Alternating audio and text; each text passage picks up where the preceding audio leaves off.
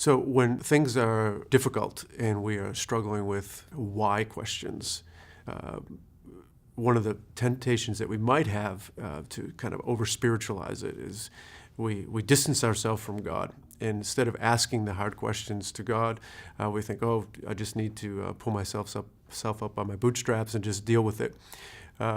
And I don't think that's a healthy way to go about it. So we see in the Bible, in the Psalms, and throughout the Scriptures, where believers ask God hard questions about things that they're going through in their life. And they find that in the asking of those questions, they find God to be a refuge.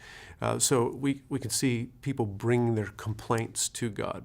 And that's what God wants us to do. Peter tells us to cast our anxieties upon Him. He cares for us. So the same God who tells us to be anxious for nothing tells us to put our anxieties on Him. So there should be a marked difference between complaining about God and complaining to God. One, when you complain about God, you're stiffening your neck against God and questioning His character. And complaining to God realizes that who God is, and we come to Him and we pour out our heart before Him and we trust Him to act and to work, maybe in helping us in the situation, maybe removing the situation, or maybe giving us the grace to stand amid the difficulty. But the other side is an abandonment of faith that says, who are you?